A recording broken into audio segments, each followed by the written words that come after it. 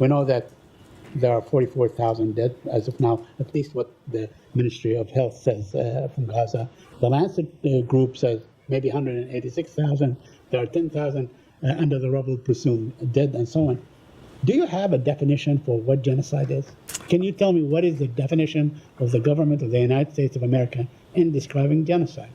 Said, I'm not a lawyer, so I'm not going to offer a legal definition for you. Right. What I can say, and what I'll reiterate again, is that the allegations of genocide we continue to believe are unfounded in the context of the ongoing conflict. Now, that certainly does not minimize the moral and strategic imperative and responsibility that our partners in Israel have to conduct their operations and conduct their activities with civilian protections in mind and taking every possible effort to minimize the impacts on civilians. And certainly, it also calls into question Hamas's role in this, because time and time again we have found that Hamas has been a resistant to this war coming to a close. They've been resistant to a ceasefire deal, a proposal. They have yet to, a number of hostages continue to remain in Gaza, including American citizens. And so certainly that is a component of this as well. But let me understand you correctly. I mean, I'm not disputing any of what you're saying.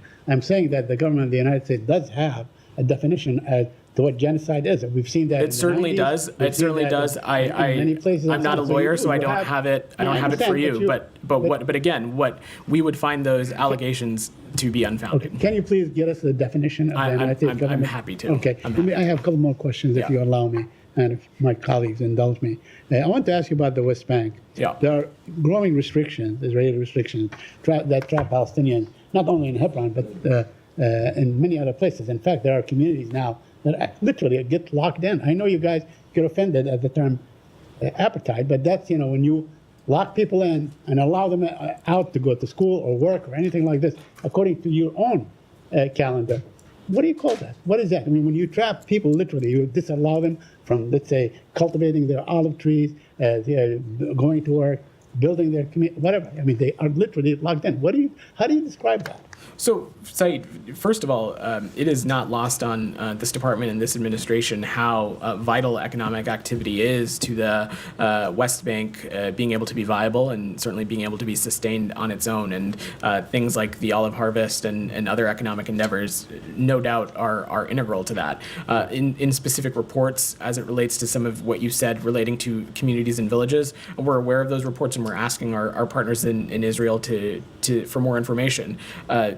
We are very concerned about these kinds of reportings and certainly are concerned about what that could mean for maintaining stability in the West Bank. We're going to continue to urge Israel to take all feasible measures to protect civilian lives in the West Bank, but not just protect civilian lives, allow for what is required so basic economic functions like you described are able to go about and happen unimpeded. We also recognize that there are very real security challenges that Israel faces, and it has a legitimate right to defend its people and its territory. And finally, on UNRWA. Yeah. Now, Mr. Lezer, the director of UNRWA, said that basically it is catastrophic. I mean, the agency is facing catastrophic end or consequences.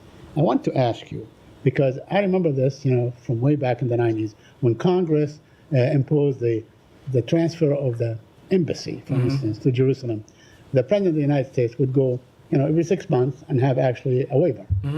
So why cannot the President of the United States, in his last 2 months and a half, I guess, issue an executive action that would actually do the same thing to UNRWA, that would continue aid and allow it to function and help, although there is, a congressional legislation. So, Said, I'm not going to engage in hypotheticals, and I certainly don't have any new policy or endeavor to announce. What we've stated before is that we continue to be deeply troubled by the passage of these bills in the Knesset, and we're going to continue along with other members of the international community to press upon the Israelis the ramifications of this bill being implemented.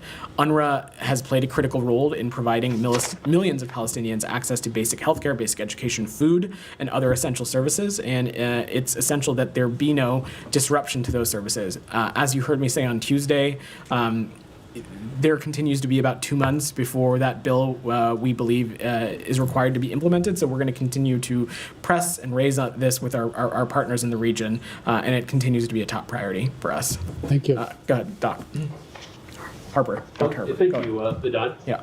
I know you said on numerous. I'm kind of surprised you want to get into metrics that are contained in the NGO report, since you absolutely refuse to get into your own metrics when you were asked about it numerous times on Tuesdays. We certainly were. There was no resistance to get into some of those metrics. Let's get into the most basic metric, which was the number of trucks of aid going in every day.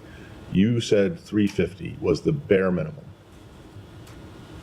What is it? That certainly was the metric that was outlined in the letter. And as I said on Tuesday, the metric that we had as it related to between November 1st and November 9th, let me just pull up my notes. And I unfortunately don't have a more updated figure for you at this time, but the metric that we had seen between November 1st and November 9th was 404 trucks. Again, I don't say this to say that we are satisfied with that number. We certainly are not. And some of the changes that I outlined on Tuesday, the opening of new gates, the waiving of the customs requirement through the Jordanian corridor, some other measures, the hope is that the government of Israel, the UN, and other regional partners can utilize those changes to see an influx of trucks go in. That is what the United States certainly expects, and it's what we're going to continue to push for as well. Daphne, go ahead. Thank you. Human Rights Watch said today that Israeli authorities have caused forced displacement of Palestinians in Gaza to an extent that constitutes war crimes and crimes against humanity. Have you seen anything that would make you agree with that assessment?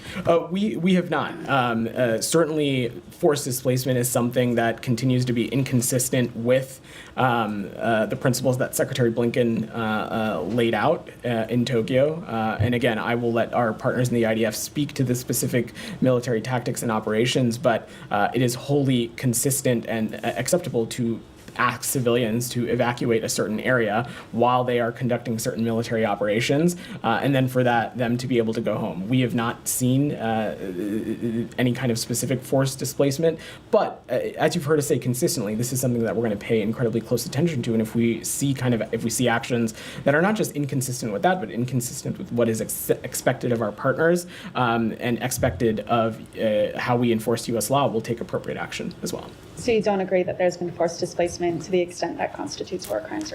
We have not made such an assessment. And how can you say that you've not seen crimes against humanity, war crimes, genocide, anything like that, if there's still assessments that are going on within the state department? What we have said is that these assessments are ongoing, and we've been very specific. We have not closed the door on necessarily coming to that conclusion. What we are talking about is that these are ongoing assessments, and we are going to continue to pay attention to the kinds of actions and behavior that we're seeing.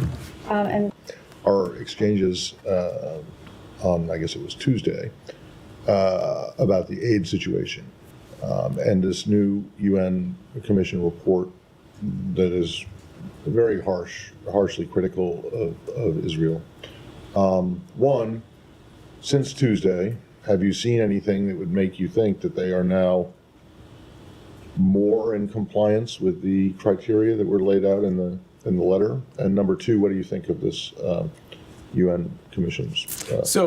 Let me get to the second part of your question first. As it relates to the UN Commission, I've seen some of that reporting, and we've seen some language coming out of that indicative of their belief that some of the actions could be constituted as, this is their phrasing, genocide. That is something we would unequivocally disagree with. Again, we think that that kind of phrasing and those kinds of accusations are certainly unfounded. As it relates to the humanitarian situation, I laid out on Tuesday some of the steps that we have seen taken. We expect some additional steps to take place as well over the course of this week. Particularly, we anticipate that the IDF and COGAT may make some adjustments to the list of items, the dual-use items that would be allowed to be categorized within humanitarian aid. Certainly, progress in that space would build on the many things that I outlined the other day on Tuesday. And all in all, what we want to see is all of these things in their totality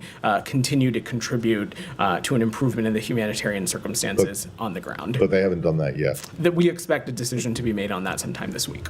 And there's still been no meeting of this civilian harm reduction? That is my understanding. But again, and the deadline these for that items was were October 31st, even before the the deadline on Tuesday. Certainly, our hope and our expectation is such an engagement happens as soon as possible. But ultimately, Matt, look, we talked a little bit about this the other day.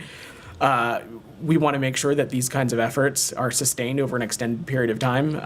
You and I and many others have had a fairly extensive back and forth on Tuesday about the contents of the original letter that Secretaries Blinken and Austin sent in October, but also the results that we're seeing on the ground. Obviously, colleagues in the humanitarian space had some perspectives and points of view on this and well. And I say all this to say that at the end of the day, we welcome criticism of the United States record.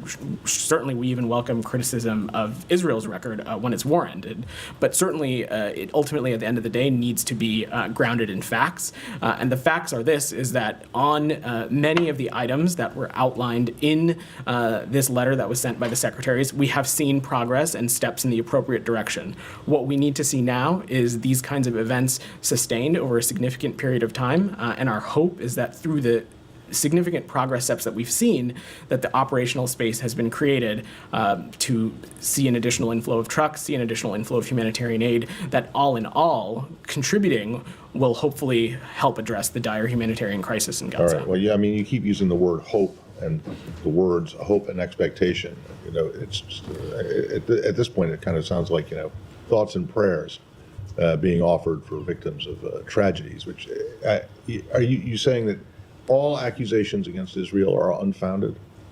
No, what I'm saying is the accusation of genocide, specifically in that UN commission, those accusations are unfounded. Also, the point that I was making about criticism of Israel needing to be grounded in facts, our viewpoint is that some of the metrics that were outlined by some of these humanitarian groups in their scorecard release the other day are inconsistent with what we're seeing on the ground. And just some examples of that, that scorecard said that humanitarian aid had been cut off in the north. That is not accurate from our reporting and not accurate from our engagements with people in the region.